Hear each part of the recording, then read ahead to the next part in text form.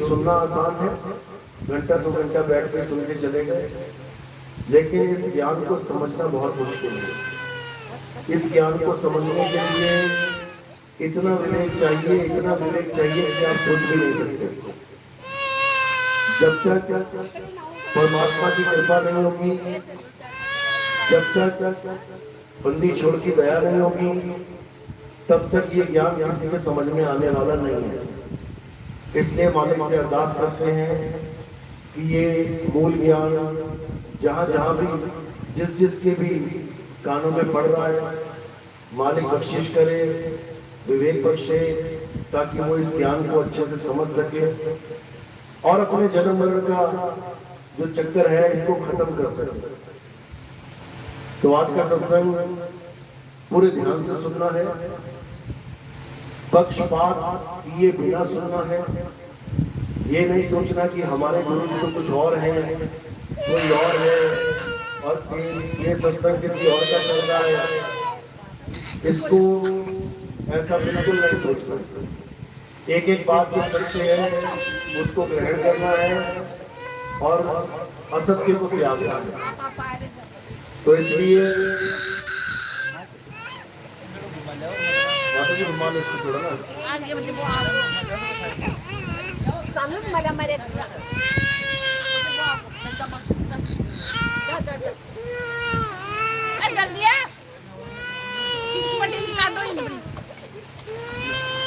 तो आज का सत्संग शुरू करने से पहले परमात्मा के नाम से जयकार लगाएंगे और फिर सत्संग शुरू करेंगे। बोलिए परमपिता परमात्मा की, सतगुरु बंदी छोड़ कबीर साहिब की, सतगुरु मदनपति साहिब की, देवान द्वारपति साहिब की, सतगुरु राम सेवक साहिब की, सतगुरु वैरागपति साहिब की, कलीनपुर धाम की, सभी संतों की, पंडाल में आए सभी भक्तों की, इनके माता पिता, इनके गुरुदेव की, इनके बाल गोपाल की, इस गांव नगर बस्ती की, आज के आनंद की, सकल हंस बंदगी साहिब बंदगी सत्ता। तो सत्संग जिसका अर्थ सत्य का संग होता है। हम किसी भी प्रवचन को सत्संग मान बैठते हैं, हम किसी भी संत के वचनों को सत्संग मान बैठते हैं। चाहे कोई कथा सुनाने आया हो, चाहे कोई कव्वाली गाने आया हो, चाहे कोई जागरण करने आया हो, हमें लगता है कि ये सत्संग ही हो रहा है और हम उसमें शामिल हो जाते हैं ये बोल के कि हम सत्संग में जा रहे हैं। जबकि सत्संग का मतलब क्या होता है ये भी किसी को समझ में आने वाला नहीं है। सत्संग का मतलब होता है सत्य का संग, यानी इस दुनिया में जो सत्य है उसका संग करना सत्संग कहलाता है। लेकिन सत्य है क्या, असत्य है क्या, इस भेद को कोई नहीं जानता। इसीलिए सत्संग के नाम पे ऐसे ऐसे संत, ऐसे ऐसे महंत प्रवचन करते हैं कि पूरा पूरा जीवन लगाने के बाद भी वहां से कुछ प्राप्त नहीं होता। सत्संग के नाम पे हमें मंत्रों के साथ जोड़ दिया जाता है, सारी उम्र बीत जाती है मंत्र जपते, हम सत्संग का ABCD भी नहीं समझ पाते। सत्संग के नाम पे हमें पूजा पाठ से जोड़ दिया जाता है, सत्संग के नाम पे हमें व्रत उपवास से जोड़ दिया जाता है, सत्संग के नाम पे हमें पता नहीं क्या क्या पकड़ा दिया जाता है, लेकिन सारी उम्र हमें यही समझ में नहीं आता कि सत्य है क्या। तो सत्संग का मतलब है सत्य का संग, और वो कब करेंगे, पहले हमें ये पता लगे कि सत्य है क्या, तभी तो उसका संग करेंगे। तो कबीर साहब की वाणियों में, संतों की वाणियों में हमें सत्य का जिक्र मिलता है कि आगे सत्य है क्या, और जब सत्य के बारे में समझ में आ जाता है फिर ये सारे भेदभाव खत्म हो जाते हैं। मैं हिंदू, तू मुसलमान, वो सिख, ये ईसाई, मैं इस गुरु का चेला, तू उस गुरु का चेला, ये सब भाव खत्म हो जाते हैं। फिर सब एक परमात्मा, एक गुरु, एक शब्द के वंशज हो जाते हैं, एक पिता के बालक हो जाते हैं। और वो पिता कौन है, उसी को सत्पुरुष कहते हैं, सत्य पुरुष। यानी सत्य ही वो पुरुष है जिसकी हम सब संतान है। और वो एक है, वो अनेक नहीं है कि 2 4 5 सत्पुरुष है, एक ही है। और उस एक परमात्मा को पाने के लिए नाम भी एक ही है। ये 2 3 4 5 नाम नहीं है कि किसी गुरु ने 5 नाम दे दिए, किसी गुरु ने 7 नाम दे दिए, किसी गुरु ने 10 नाम दे दिए। अरे लाखों करोड़ों नाम भी जप लोगे तब भी वो सत्पुरुष मिलने वाला नहीं है, क्योंकि उसको मिलने की ये विधि है ही नहीं। सत्पुरुष कैसे मिलेगा? जब सत्य का बोध हो जाएगा, और जब सत्य का बोध होगा तो वो पुरुष तुम्हारे साथ ही है। तो परमात्मा एक है, उसका नाम भी एक है। और उस नाम की क्या खासियत है? वो नाम लिखने बोलने पढ़ने में नहीं आता। जितने भी नाम लिखने बोलने पढ़ने में आते हैं, ये सब इंसानों के द्वारा बनाए गए नाम हैं। ये इंसानों ने अपनी बुद्धि के द्वारा, अपनी कला के द्वारा ये नाम बनाए हैं। जब इंसान आदि मानव था, जब उसके पास रहने को घर नहीं था, खाने को भोजन नहीं था, पहनने को कपड़े नहीं थे, तब ये इंसान कुछ नहीं बोलता था। इसके पास अक्षर भी नहीं थे, जानवरों की तरह आवाजें निकालता था एक दूसरे को समझाने के लिए। आग की भी खोज नहीं हुई थी, आग भी बाद में खोजी है, पत्थर से पत्थर टकरा के। आग की खोज करने के बाद भी नाम न रख पाया आग का कि क्या बोलूं इसे, क्योंकि अक्षर ही नहीं थे। धीरे धीरे धीरे बुद्धि विकसित हुई, धीरे धीरे अक्षरों की खोज हुई। भारत देश में 52 अक्षरों की खोज हो गई, इंग्लैंड में 26 में कहानी खत्म हो गई। 26 दूनी 52, यानी भारत के आदि मानवों से आदि बुद्धि अंग्रेज आदि मानव लगा पाए और 26 अक्षर बना के शांत हो गए। लेकिन भारत में 52 अक्षरों की खोज हो गई। आ आ ई का खा गा, ये स्वर व्यंजन जब आप इसको मिलाएंगे तो 52 हो जाएंगे। ये 52 अक्षर को बना के सारी दुनिया के जितने भी वस्तुएं दिखाई दे रही हैं, सबके नाम रखने शुरू कर दिए। हर वस्तु का नाम रखने के बाद उसको पढ़ाना शुरू कर दिया, एक एक चीज को सबको बताना शुरू कर दिया। आज भी हम अपने बच्चों को स्कूल भेजते हैं यही सिखाने के लिए कि चीजों के नाम क्या होते हैं। देखो क्या पढ़ाया जाता है, का से कबूतर, सबको एक से चीज पढ़ाई जा रही है, साथ में फोटो भी दिखाई जा रही है कि ये कबूतर होता है।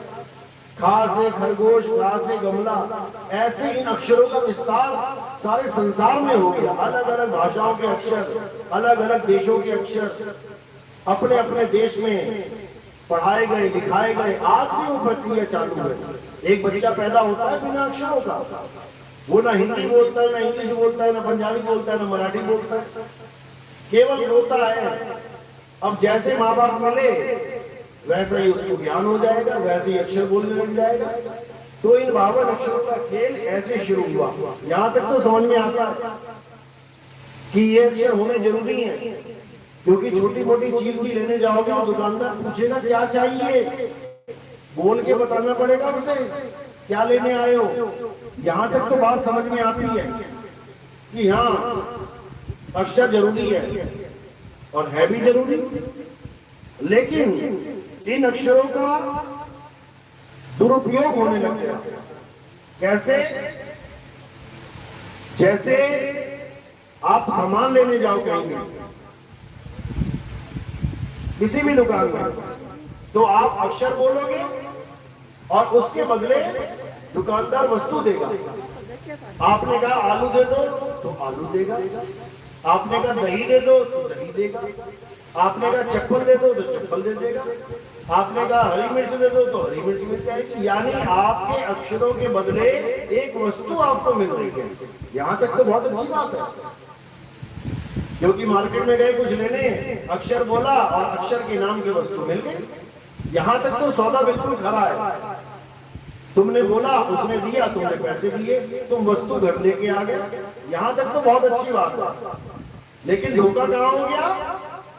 जब तुम गुरुओं के पास गए, जब तुम ऐसे लोगों के पास गए जो वस्तु का ज्ञान ना होने पर तुम्हें नाम के बदले नाम ही देने लग गए, जैसे तुम कहो कि मुझे आलू चाहिए और आलू वाला जो दुकानदार बैठा है वो कहे बेटा आलू आलू घर जाके जब, तो तुम ठगे गए कि नहीं?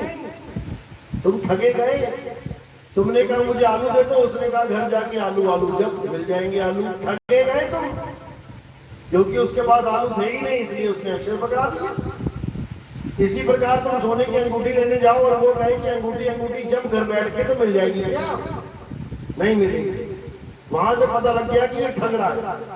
लेकिन जब हम बाबा लोग के पास जाते हैं और हम वहां कहते हैं हमें परमात्मा चाहिए, हमें भगवान चाहिए, ईश्वर चाहिए, तो हमें वहां क्या मिल जाता है? भगवान का नाम, ईश्वर का नाम, अल्लाह का नाम, वाहिगुरु का नाम। और हमें ये सांत्वना दे दी जाती है कि घर जाके इसको जपेगा तो पक्का मिल जाएगा। यही सबसे बड़ा धोखा है इस जीव के साथ। सबसे बड़ा धोखा यही है, जो नाम पकड़ा के घर में रखने के लिए भेज दिया, कभी नहीं मिलेगा मालिक इससे। कबीर साहब ने घोर खंडन किया इसका कि 52 अक्षरों के नाम जपवा के इन संतों ने बहुत बड़ा धोखा कर दिया जीव के साथ। क्या कहते हैं? 52 अक्षर जोरे आन, सकिया न अक्षर एक पहचान। इन 52 अक्षरों को जोड़ जोड़ के बड़े बड़े मंत्र बना के बैठ गया, बड़े बड़े नाम बना के बैठ गया, और जो आदि अक्षर इसके पास है उसका भेद नहीं पता। जो आदि अक्षर आपके पास है उसका भेद नहीं पता, उसके बारे में कोई जानकारी नहीं है, तो उस आदि अक्षर को छोड़ दिया और 52 अक्षरों को पकड़ के बैठ गया। यही कबीर साहब ने समझाया कि 52 अक्षर लोक त्रय, सब कुछ इन्हीं माही, और ये अक्षर खिल जाएंगे वो अक्षर इनमें नहीं। इन 52 अक्षरों के द्वारा बना बना के नाम जपने में लग गए, सारा जीवन बीत जाएगा लेकिन वो परमात्मा मिलने वाला नहीं। क्यों? क्योंकि तुम्हें सतगुरु नहीं मिला। सतगुरु क्या करता है? सतगुरु नाम जपवाता नहीं है, सतगुरु नाम छुड़वाता है। मदन साहब की वाणी है, क्या कह रहे हैं? सोई गुरु पूरा कहावे, जो 2 अक्षर का भेद बतावे, एक छुड़ावे एक लखावे, तब प्राणी निज घर को जावे। कहते सतगुरु को होता है जो 52 अक्षरी नामों को छुड़वा देता है और आदि अक्षर, आदि नाम को, सत नाम को, उस सार नाम को, सार शब्द को, अबोल नाम को, अडोल नाम को, नी अक्षर नाम को, उस अनाम को लखा देता है। वो लखाने की चीज है, जपने की चीज नहीं है। पानी पीने की चीज है, जपने की चीज नहीं है कि पानी पानी करके तुम अपनी प्यास बुझा सकते हो। पानी पानी जप के और प्यास लग जाएगी तुम्हें। लेकिन अज्ञानी जीव इस बात को समझ नहीं पाते और विरोध करने लग जाते हैं। उनके भले की बात बताई जा रही है तब भी समझ में नहीं आ रही है। तो इसलिए कबीर साहब ने क्या समझाया कि ये सारे 52 अक्षर जो है ये तुम्हारी जीव की कला है। जीव को कहाँ टच करना है, कैसे टच करना है, कब घुमाना है, कब क्या करना है, ये सिखाया जाता है स्कूल में। का खा गा का ठा डा पा फा बा, ये सब सिखाया जाता है। ये तुम्हारे मुंह की कला है। कितने अक्षर तुम निकाल रहे हो, कैसे कैसे निकाल रहे हो, इसी कला में भगवानों के नाम छुपे हुए हैं। तो साहिब यही समझा रहे हैं कि 52 अक्षर जीव आधारा और आदि अक्षर जीव्या से न्यारा। ये 52 अक्षर जीव के आधार पे चलते हैं। अगर जीव है तो 52 अक्षर है, और जीव नहीं तो 52 अक्षर नहीं। ये जितने गुरु बैठे हैं तुम्हें मंत्र जाप दे रहे हैं, क्यों दे रहे हैं? क्योंकि इनकी जीव काम कर रही है। और जिस दिन जीव खत्म, कट गई, खेल खत्म मंत्रों जंत्रों का, जब बोल ही नहीं पाएगा तो देगा क्या? इतना भी नहीं समझ पा रहे हैं कि ये जीव के सहारे नाम चल रहे हैं सारे। ये नाम का अस्तित्व ही नहीं है अगर ये जीव ना होती। अगर इंसान के जीव ना होती, बताओ कौन सा नाम होता दुनिया में? इंसान के अलावा सबके पास जीव है। कुत्ते के पास है, बैल के पास है, बकरे के पास है, पर 52 अक्षर नहीं है। इंसान के पास जीव है, इसने 52 अक्षर खोज लिए, केवल आवाजों को तोड़ मरोड़ के, जीव को घुमा घुमा के, और कुछ नहीं है ये 52 अक्षर। हवा आई है, इसी हवा को, जैसे बांसुरी में एक हवा फूंक मारी जाती है और उसी एक फूंक से 7 सुर निकल जाते हैं। 7 बार फूंक मारता है कि बंदा, अलग अलग तरह का, एक ही फूंक मार रहा है, लेकिन बांसुरी के अंदर जाते ही वो 7 सुरों में बदल जाते हैं। इसी प्रकार एक आवाज, कौन सी? आ, इसी एक आवाज से सारे 52 अक्षर बने हुए हैं। सारे 52 अक्षरों का सार कौन है? ये एक आवाज आ। और आ का भी सार क्या है? वो है आत्मदेव। उसकी वजह से ये आ अक्षर निकल रहा है। अगर आत्मा ना हो शरीर में, ये आ भी नहीं निकलेगा। लेकिन अज्ञानियों ने क्या किया? इस आ को पकड़ के बैठ गए, झंडों के ऊपर आ लिखवा दिया, पूरे पंथ का चिन्ह आ बन गया। अज्ञानी इतना भी ना समझ पाएंगे, आ भी तो कोई बोल रहा है। लेकिन ज्ञानी पुरुषों ने इसको परख लिया और इस आ को भी छोड़ के उस सार शब्द तक की पहुंच करी। गुरबाणी में आता है, कह रहे जहां लग वाणी मुख परगासा, तहां लग काल करे सब ग्रासा।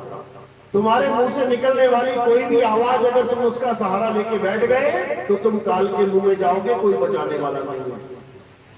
तो कह रहे हैं जहां बोल तहां अक्षर आवा, और जहां अक्षर तहां मन न रहावा। बोल अबोल मन है सोई, और जिन ये लखा सुबिरला हुई। यानी जहां बोल तहां अक्षर आवा, जहां तुमने मुंह से कुछ भी बोल दिया अक्षर आ जाएगा सामने। और अगर उसी अक्षर में तुम्हारा चित्त लग गया तो तुम कभी जीवन में नी अक्षर को नहीं जान पाओगे। नी अक्षर का मतलब क्या होता है? अक्षरों से रहित। परमात्मा का असली नाम नी अक्षर है, अक्षर नहीं है। लेकिन संतों की वाणियों में गुप्त भेद छुपे होते हैं। कई जगह लिखा हुआ है नी अक्षर अक्षर के माहीन। अब अज्ञानी जीव क्या समझने लग जाता है कि नी अक्षर अक्षर के माहीन, यानी नी अक्षर भी अक्षरों में ही है, क्योंकि उन्हें अक्षर का भेद नहीं पता। अक्षर 2 प्रकार के होते हैं, एक 52 अक्षर और एक आदि अक्षर।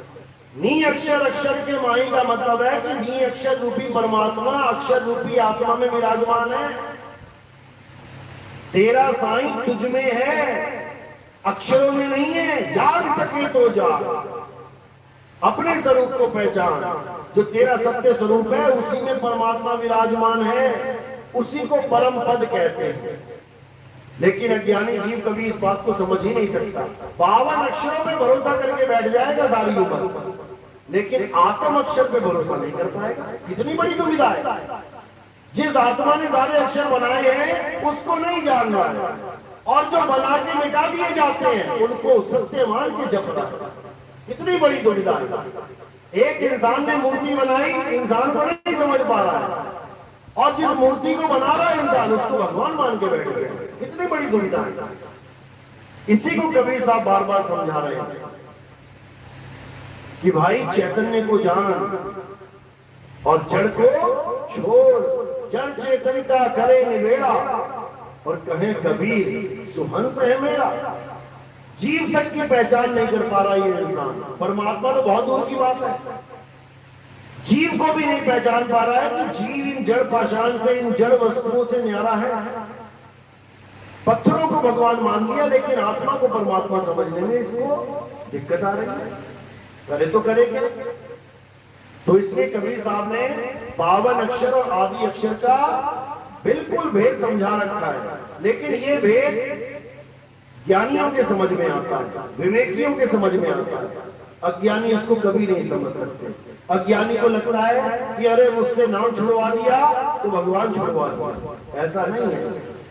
नाम छोड़ना अलग चीज है और भगवान छोड़ना अलग चीज है।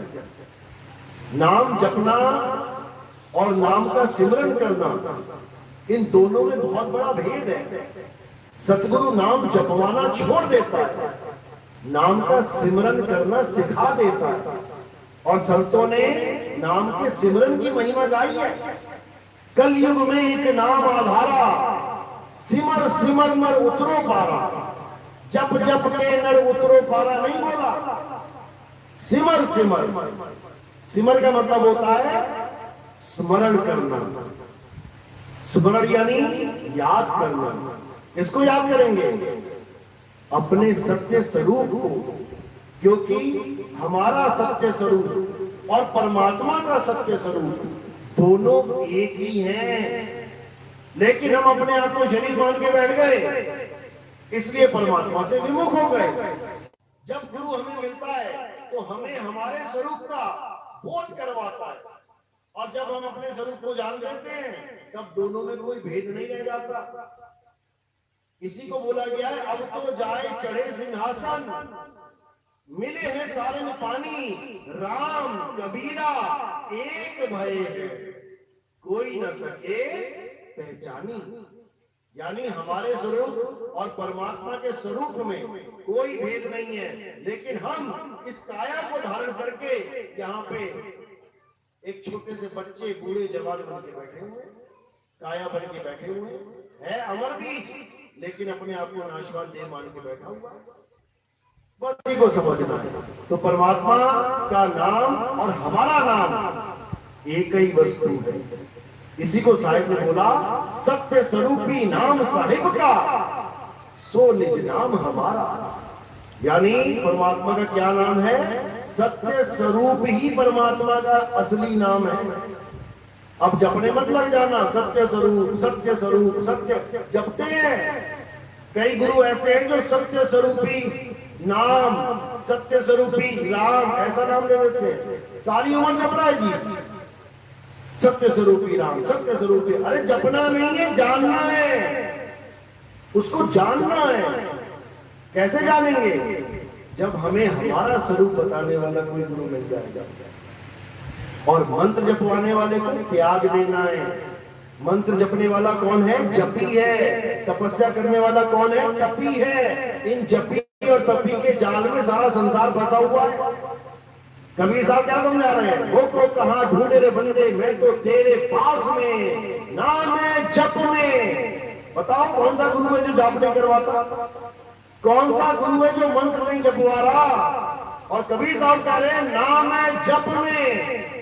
सारे गुरुओं का ज्ञान फेल हो गया। नाम है तप में। किसी भी प्रकार की तपस्या नहीं करनी है।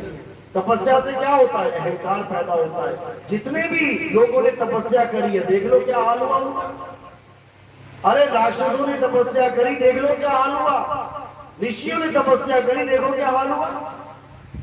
तो कह रहे हैं नाम है जप में, नाम है तप में, नाम है व्रत उपवास में, खोजी होए जपी होए नहीं बोला कि माला फेर रहे हो सुबह शाम, जपी होए तुरंत मिल जाऊं। जपी नहीं, खोजी होए। खोजी यानी जो जीते जी खोजता है परमात्मा को, और परमात्मा जीते जी मिलने का खेल है। मरने के बाद नहीं बताने आता कोई कहां पहुंच गया। ना ही तुम देखने जा सकते हो कि कहां पहुंच गया पिताजी, कहां पहुंच गया दादाजी। जीते जी का खेल है। जीते जी तुम्हें अमरता मिल जाएगी। तो कह रहे खोजी होए तुरंत मिल जाऊं, एक पल की तलाश में। एक पल के अंदर आपको समझ में आ जाएगा कि परमात्मा कहां विराजमान है। एक पल विवेकी होगा, एक पल में जान जाएगा कि जिसको मैं ढूंढ रहा हूं वो कहां है। मैं तो तेरे पास में, मैं तो तेरे पास में। और अज्ञानी जीव क्या बता रहा है? ये जितने भी गुरु बैठे हैं ये परमात्मा को कहां बताते हैं? बहुत दूर है। सतलोक में बैठा है, अलग लोक में बैठा है, अनामी लोक में बैठा है। बता, कबीर साहब कह रहे हैं कि तेरा साईं तुझ में है, जाग सके तो जाग। हमारे अंदर विराजमान है वो, काया के अंदर नहीं, हमारे अंदर। हमारा स्वरूप क्या है ये जानना पड़ेगा पहले, तब समझ पाओगे कि तुम्हारे अंदर परमात्मा कैसे विराजमान है। तो कह रहे हैं ज्यों तिल माही तेल है और ज्यों चकमक में आग, तेरा साईं तुझ में है, तेरी काया में नहीं। तेरा साईं तुझ में है। पहले मुझे ये जानना पड़ेगा कि मैं कौन हूं। ये काया तो मैं एक दिन छोड़ दूंगा, मैं कौन हूं? तेरा साईं तुझ में है और जाग सके तो जाग। लेकिन इन वाणियों का ना तो कोई भाव समझ पाता है और ना ही इसका कोई अर्थ समझ पाता है। जहां बोल दिया साहेब ने तेरा साईं तुझ में है या तेरे घट में है भगवान, तो इस काया को घट बना दिया जाता है। ये काया घट नहीं है। घट का मतलब है आत्म घट। परमात्मा आत्म घट में विराजमान है और आत्म घट को जानने के लिए तुम्हें आत्म ज्ञानी गुरु ढूंढना पड़ेगा। जो आत्मा का ज्ञान समझाए वो गुरु जानना पड़ेगा। तो क्या समझा रहे हैं? कह रहे जल में नींद प्यासी, मोहे देखत आवे हासी, आत्म ज्ञान बिना नर भटके, कभी काबा कभी काशी। आत्म ज्ञान बिना नर भटके, क्यों नहीं बोला मंत्र ज्ञान बिना नर भटके, पूजा ज्ञान बिना नर भटके, जब तब ज्ञान बिना नर भटके? क्यों बोल रहे हैं आत्म ज्ञान बिना नर भटके? क्योंकि आत्मा का ज्ञान ही सर्वश्रेष्ठ ज्ञान है। कौन सी आत्मा का? अचल आत्मा का, जीव आत्मा का नहीं। जीव तो भटक रहा है, इसका क्या ज्ञान प्राप्त करना? ये तो भटक ही रहा है। इसको तो ये भी नहीं पता ये आया कहां से है, ये कहां रहता था इस दुनिया बनने से पहले, इसको तो ये भी भूल गया है। तो ज्ञान कौन सा चाहिए? आत्म ज्ञान। कौन सी आत्मा? अचल आत्मा। इसका प्रमाण कहां मिलता है? गीता में अध्याय 2 24वां श्लोक पढ़ो। आत्म ज्ञान के बारे में समझाया गया, सत्य सनातन के बारे में बताया गया। अर्जुन, ये आत्मा छेद्य है, अशोष्य है, अगाह है। इस आत्मा को कोई छेद नहीं सकता, जला नहीं सकता, इसको कोई गीला नहीं कर सकता, सुखा नहीं सकता। ये आत्मा अचल है, सदा स्थिर रहने वाली है। अचल, अचल का मतलब होता है जो 1 इंच भी ना चले, जो हिले डुले ना, जो सदा एक सी रहे, स्थिर रहे। उस आत्मा की महिमा गाई गई। लेकिन यहां कौन सी आत्मा की महिमा गाई जा रही है? यहां उस आत्मा की पूजा चल रही है जो आता है जाता है, जो उठता है बैठता है, जो घूमता है फिरता है। चल आत्मा की, जीव आत्मा की पूजा चल रही है। इसी को समझना पड़ेगा।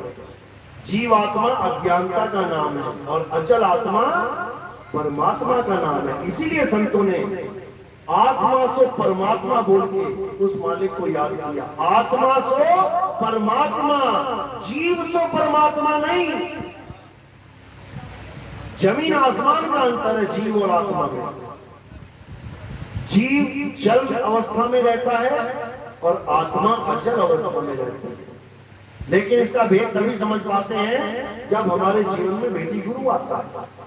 तो कबीर साहब ने इसी आत्म ज्ञान की महिमा गाई है, लेकिन लोग आत्म ज्ञान को छोड़ के दुनिया भर का ज्ञान लेके बैठे हैं, लेकिन आत्मा के नाम को शून्य है। तो साहिब ने ऐसे गुरु के पास जाने की बात कही है जो हमें मंत्र जपवाए नहीं, मंत्र छुड़वाए। ये 52 अक्षर छुड़वाए। कहते हैं एक नाम सुख रास है, एक नाम दुख रास, एक नाम बंधन काटे और एक गले की फांस। यानी इस दुनिया में 2 प्रकार के नाम चल रहे हैं, एक सत्य नाम और एक असत्य नाम। असत्य नाम क्या है? जिसको लिखा बोला पढ़ा मिटाया जा सकता है। गुरु ग्रंथ साहब में वाणी आती है, ओंकार आदि में जाना और लिखे और मेटे ताही न माना। कहते हैं जो हमारा परमात्मा है उसका नाम लिखने और मेटने में नहीं आता, क्योंकि वो 52 अक्षर में है ही नहीं। तो जो सतनाम है वो 52 अक्षरों में नहीं आता। सतनाम एक संकेत है उस नाम की तरफ कि वो सत्य है, वो सत्य है, इसलिए उसका नाम सतनाम है। और असत्य नाम यानी वो झूठ है, वो 52 अक्षरी है, वो लिखने बोलने पढ़ने की सामग्री है, वो कागज और कलम के द्वारा लिखा जाने वाला नाम है। गरीबदास जी महाराज समझा रहे हैं, कह रहे हैं 52 अक्षर लेख, यानी 52 अक्षरों के द्वारा क्या करता है इंसान, लेख लिखता है। लेख जैसे हम कहते हैं बड़ा सुंदर लेख लिखा है, लेख मतलब जो लिखा जा सके। ये नहीं कि 52 अक्षर का मतलब है संस्कृत के नाम। संस्कृत भी लिखी जाती है, हिंदी भी लिखी जाती है, उर्दू पंजाबी फारसी भी लिखी जाती है। 52 अक्षर लेख राम रंग होरी हो। 52 अक्षरों को लेख बोल दिया है, लेकिन परमात्मा का नाम लेख नहीं है। क्या है वो? अलेख। वो अलेख है। तो कह रहे हैं 52 अक्षर लेख राम रंग होरी हो, वो अक्षर यामे नहीं राम रंग होरी हो। अरे कागज कलम कलेश राम रंग होरी हो, यानी कागज और कलम से लिखे जाने वाले ये सारे अक्षर कलेश है तेरे जीवन के लिए। तेरा जीवन बर्बाद हो जाएगा इन अक्षरों के चक्करों में। तो क्या करना है, इन अक्षरों को छोड़ दो। कोई भी नाम है छोड़ दो उसको जपना, चाहे वो ओम तत्सत हो, चाहे वो ज्योतिरंजन ओंकार निरंकार सोम सतनाम हो, चाहे वो सतपुरुष अकाल मूल शब्द स्वरूपी राम हो, चाहे वो इस दुनिया का कोई भी नाम हो, सारे नामों को जपना छोड़ दो और क्या करो, उस आत्म तत्व को ढूंढना शुरू करो। कैसे ढूंढेंगे? जब भेदी गुरु हमारे जीवन में आएगा, वो बताएगा कि आत्मा का ध्यान कैसे किया जाता है, उस अचल आत्मा तक कैसे पहुंचा जाता है, कौन सी चाल से तुम वहां पहुंच सकते हो। क्योंकि कई गुरु क्या करते हैं, परमात्मा परमात्मा परमात्मा करते करते तुम्हें ऐसी चाल पकड़ा देते हैं जो परमात्मा तक पहुंचती नहीं है। कौन कौन सी चालें हैं संत मत में? 4 प्रकार की चालें हैं। चींटी की चाल, मकड़ी की चाल, मछली की चाल और पक्षी यानी विहंगम चाल। चींटी की चाल में भी कई स्टॉपेज आते हैं, मकड़ी की चाल में भी कई स्टॉपेज आते हैं, मछली की चाल में भी स्टॉपेज आते हैं, लेकिन विहंगम चाल में कोई स्टॉपेज नहीं आता।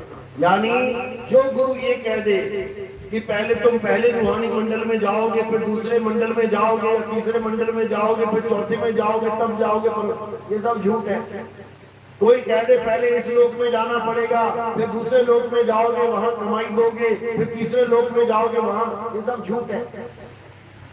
परमात्मा का असली धाम और वहां तक पहुंचने की चाल, इसको विहंगम चाल कहते हैं। विहंगम चाल यानी पक्षी की तरह उड़े, कहीं रुके नहीं, सीधे निशाने पे।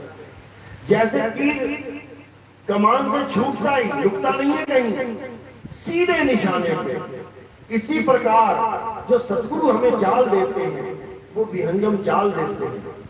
गरीबदास जी की वाणी है, सतगुरु के लक्षण कहूं अचल विहंगम चाल, और हम अमरा को ले गए ज्ञान शब्द सरघाल। कहते मुझे ऐसा गुरु मिल गया जिसने मुझे अचल विहंगम चाल दे दी, यानी मुझे उस अचल आत्मा तक यानी परम आत्मा तक पहुंचने के लिए जो मुझे चाल चाहिए, वो हिंगम चाल, वो मुझे पकड़ा दी। अब मेरा कल्याण हो जाएगा। यही कबीर साहब समझा रहे हैं, शब्द विहंगम चाल हमारी, मेरी चाल विहंगम चाल है, ये नहीं है पहले गणेश जी के लोक में गए, फिर महेश जी के लोक में गए, फिर सुरेश जी के लोक, ये चाल नहीं है मेरी। मेरी चाल है यहां से उड़े और सीधे धुरधाम पहुंचे, बीच में कहीं रुकना उकना नहीं है, सीधे धुर तक विहंगम चाल से।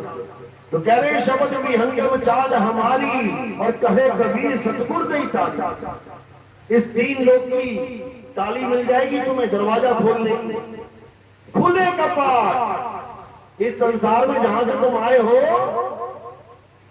वहां एक दरवाजा लगा हुआ है, और वो दरवाजा केवल सतगुरु के द्वारा खोला जा सकता है। जब चाबी सही मिल जाएगी खुलेगा, वरना इस संसार से कोई निकल नहीं सकता। यही मरना है, यही जीना है, फिर मरना है, फिर जीना है, फिर मरना है, जन्मों जन्म बीत जाएंगे। वो चाबी कभी नहीं मिल सकती, वो केवल सतगुरु दे सकता है, और विहंगम चाल ही वो चाबी है। तो कहते हैं शब्द विहंगम चाल हमारी, और कहे कबीर सतगुरु देता खुले कपाट शब्द झनकारी। दरवाजा खुलेगा और वहां पर हमारा गुरु विराजमान होगा। किस रूप में?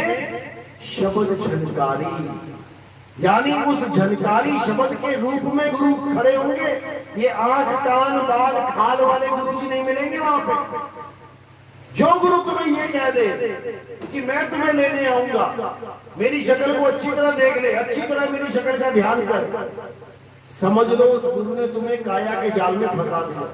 अब तुम शरीर का ध्यान करना शुरू कर चुके हो, और जो शरीर का ध्यान करेगा वो शरीर को ही प्राप्त होगा। इसीलिए कबीर साहब ने देह का पहले ही खंडन कर दिया। अरे हम वासी वा देश के, जहां जात वर्ण कुल नाही, शब्द मिलावा हो रहा देह मिलावा नहीं। हम वो नहीं है जो तुम्हें वहां पे दाढ़ी मूछ बाल में खड़े मिलेंगे। अरे हम हैं शब्द, हम शब्द हैं, हम देह नहीं है।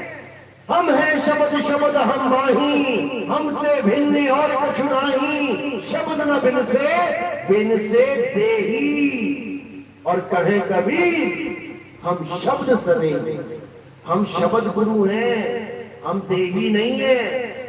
लेकिन जीव इसको समझ ही नहीं पाता। कबीर साहब ने शब्द की महिमा गाई है, गणिता जी समझा रहे हैं। कोई है रे पन्ने पार का, और जो भेद कहे झनकार का। ये मंत्रों का भेद नहीं बताना है कि ओम सोहम ये सतनाम है, इसको जप ले। ओम सोहम सत्य कबीर ये सार नाम है, इसको जप ले। ओम सोहम सत्य कबीरा ये सार शब्द है, इसे जप ले। मूर्ख बना दिया सबको इन काल के दूतों ने। लेकिन कबीर साहब क्या कहते हैं? काल अपना जोर लगाता है और हम अपना जोर लगाएंगे। काल अपने अंश बैठाता है, हम अपना अंश बैठाएंगे। और जब हमारा अंश आ जाएगा तो काल का जाल टूट जाएगा। ये काल का जाल क्या है? ये 52 अक्षरी काल का जाल है।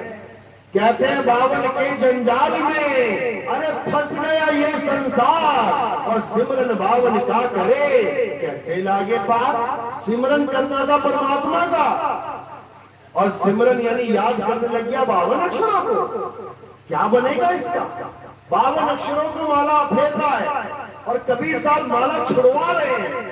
क्या कह रहे हैं? अरे माला फेर जुग भया, मिटाना मन का फेर, और कर का मन का फेंक के इस मन का फेर। क्या बता रहे हैं? कि ये छोड़ इस माला वाला को। अरे माला तो कर में फिरे और जीभ फिरे मुख माही। अल्लाह अल्लाह अल्लाह, माला हाथ में है और जीभ में मुंह नाम चल रहा, और मनवा दसों दिशी फिरे। ये तो सिमरन नहीं, ये सिमरन नहीं है, ये जाप है। ये जाप है, इस जाप को छोड़ना है। गरीबदास जी समझा रहे हैं जब तब करनी काल है। ये जप तप पूजा पाठ व्रत ये सब तुम्हें उलझाने के लिए बना हुआ है, निकालने के लिए क्या बना है? सिमरन। एको सिमरो नाद का जो जल थल रहा समाए, और वाही को सिमरिए जब में ते मर जाए। कहते हैं उस एक का सिमरन कर, उस एक को याद कर, तब तेरा कल्याण होगा, अन्यथा नहीं होगा। तो क्या करना है? जब तब को त्याग देना है और सिमरन को पकड़ लेना है। सिमरन को पकड़ लिया तो तुम्हारा कल्याण हो जाएगा। इसीलिए बोला ना, कलयुग में एक नाम आधारा, एक नाम। यहां तो एक ही धर्म के लोग अलग अलग नाम पकड़ के बैठे हैं। तुम एक ही नाम को साबित कर दो कौन सा नाम है, वो भी नहीं कर पाएंगे।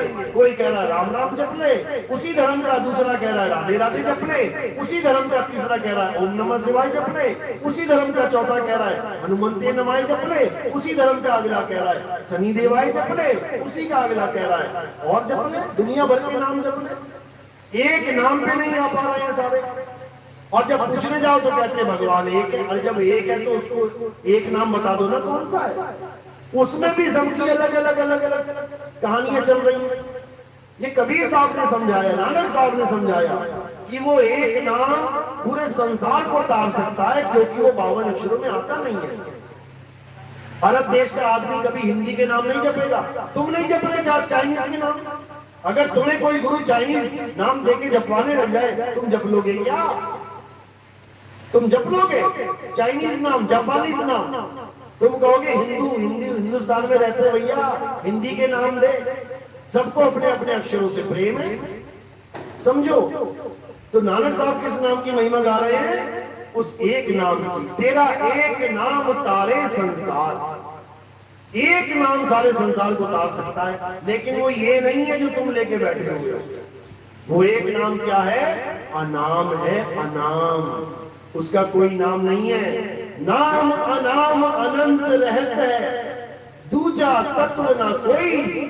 और कहे कबीर सुनो भाई साधो, भटक मरो मत कोई। लेकिन ये बातें समझ में नहीं आती, इसलिए विरोध हो जाता है, वैर विरोध हो जाता है। क्योंकि लोगों को लगता है कि ये तो हमारे भगवान को छुड़वा दे रहे हैं। भगवान को छुड़वा नहीं दे रहे हैं, भगवान को पकड़ा रहे हैं, नाम को छुड़वा रहे हैं। नाम छोड़ोगे तो वस्तु प्राप्त होगी, नाम जपोगे तो जीवन बर्बाद हो जाएगा। तो कबीर साहब ने यहाँ पे नाम जपने के लिए नहीं, नाम छुड़वाने के लिए संतों को भेजा। नाम छुड़वाने के लिए, 52 अक्षरों से परे करने के लिए। 52 में तो सारा संसार उलझा ही पड़ा है, और 52 का नाम ही जपना है तो गुरु धारण करने की जरूरत ही नहीं है। बिना गुरु के तुम्हारे पास हजारों नाम है परमात्मा का, जपो बैठ के। अगर जपने से ही परमात्मा मिलेगा तो कोई भी नाम जप लो, मिल जाएगा। लेकिन नहीं, फिर गुरु भी बनाना है। फिर क्यों गुरु बनाना है? गुरु का मतलब नाम जाप नहीं होता, गुरु का मतलब ज्ञान होता है। वो ज्ञान प्राप्त हो जो हमें नहीं पता। नाम तो सबको पता है, कहो बाबा जी से ज्यादा तुम नाम जानते हो। ऐसे ऐसे लोग हैं जो हनुमान जी के 108 नाम मुंह जबानी लटके बैठे हैं। ऐसे ऐसे लोग हैं राम जी के 108 नाम मुंह जबानी लटके बैठे हुए हैं। ऐसे ऐसे लोग हैं विष्णु जी के 108 नाम मुंह जबानी लटके बैठे हैं। और जिस गुरु जी से नाम लेने जा रहे हैं ना उसको 5 नाम ना पता हो, गुरु से ज्यादा चेला नाम लेके बैठा है। तो नाम जाप ज्ञान नहीं होता है। नाम जाप तो तोता कर देगा, इंसान बनने की क्या जरूरत है? तोते को कह दो राम राम जप, तुमसे बढ़िया जप लेगा, दिन रात जप लेगा। तोते को कहते अल्लाह अल्लाह कर, तुमसे बढ़िया जप लेगा, दिन रात जप लेगा। इंसान बनने की क्या जरूरत है? इंसान जन्म तोते की तरह राम राम रखने के लिए नहीं मिला है। इंसान जन्म आत्मा के ज्ञान को प्राप्त करने के लिए मिला है। हे अर्जुन, जो अपनी आत्मा में रमण करते हैं, जो अपनी आत्मा में तृप्त हैं, जो अपनी आत्मा में संतुष्ट हैं, उनके लिए कोई धार्मिक कर्म कर्तव्य लागू ही नहीं होता। अध्याय 3 17वें श्लोक में यही समझाया गया कि क्या करना है? अपनी आत्मा में, यानी अपने असली स्वरूप में, यानी अचल आत्मा में रमण करना है, रम जाना है उसमें, तब कल्याण होगा, अन्यथा नहीं होगा। बात समझ में आ रही है या ऊपर से जा रही है? हाथ खड़ा करो किसी किसके समझ में आई। 1%, चलो 50% लोग की आई है, अच्छी बात है। पहला सत्संग यार। हमारे और सत्संग सुनने के लिए आप YouTube पे सर्च कर सकते हैं नितिन दास के सत्संग, या फिर आप लिखेंगे कहत कबीर सुनो भाई साधो नितिन दास, तो हमारा चैनल वहां पे आ जाएगा। आप उसको सुनना शुरू करो, 1 नंबर से स्टार्ट करो। आप अगर लिखोगे नितिन दास सत्संग नंबर 1, नितिन दास सत्संग नंबर 2, तब भी आपके सामने आने लग जाएंगे। 1 2 3 4 5 6 करते करते जब आप सुनेंगे तब आपको मेरी एक एक बात समझ में आने लग जाएगी। धीरे धीरे धीरे धीरे इतना विवेक जाग जाएगा कि इस दुनिया का कोई भी अधूरा गुरु आपको भरमा नहीं सकता। भारत सरकार नोट छापती है और कुछ नकली आदमी भी नोट छापते हैं। नकली आदमी यानी जो नकली नोटों को छापते हैं, और बिल्कुल वैसा ही छापते हैं जैसे भारत सरकार छाप रही है।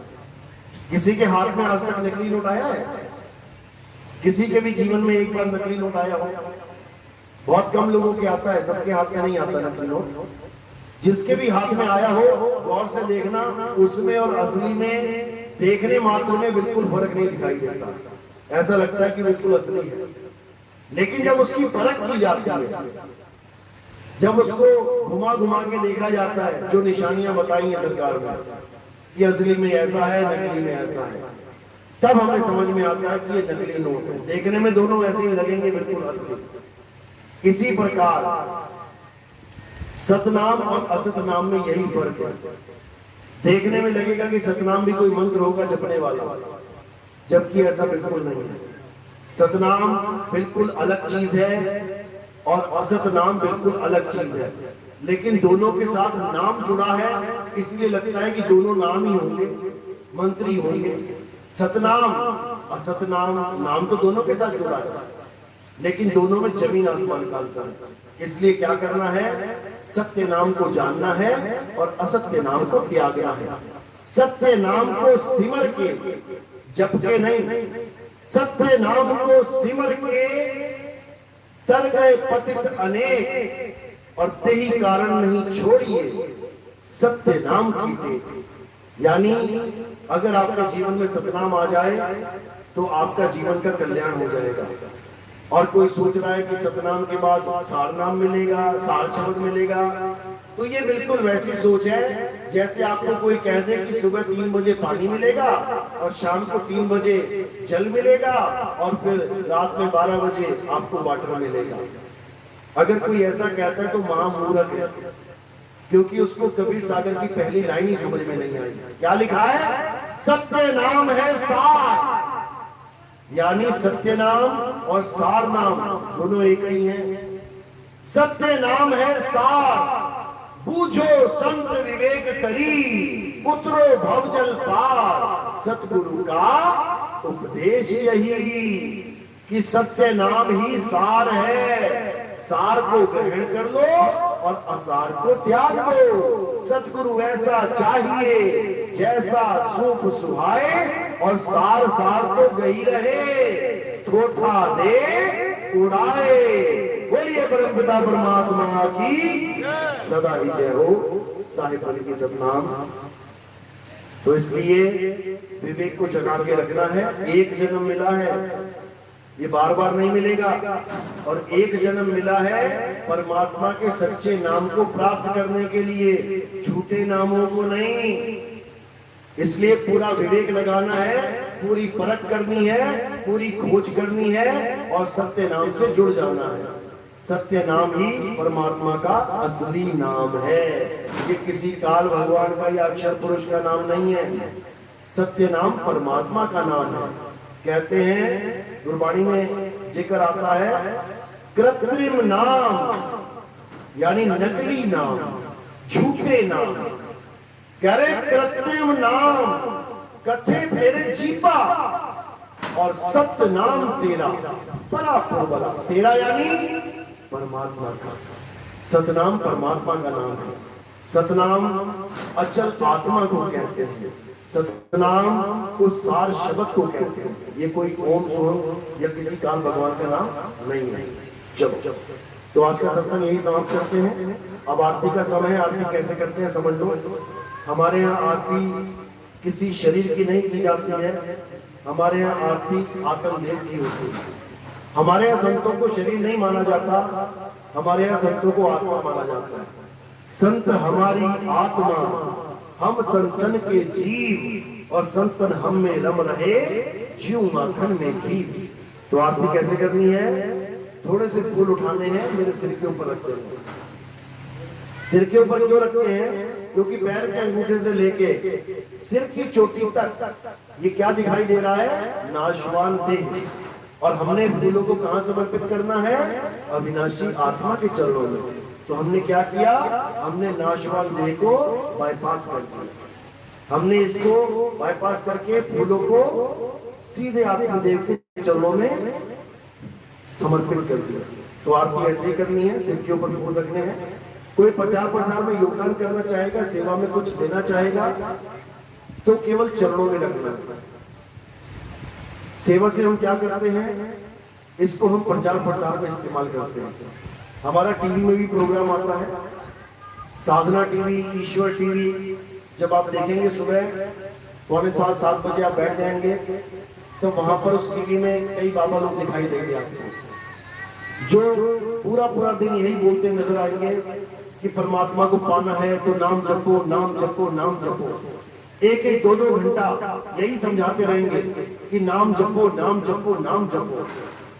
जैसे ही बाबा जाएगा इतने में मैं आ जाऊंगा और मैं क्या बताऊंगा वहां पे कि अगर परमात्मा को पाना है तो नाम छोड़ो, नाम छोड़ो, नाम छोड़ो और अपनी आत्मा को, अपने परमात्मा को खोजो, ढूंढो उसको कहां पे।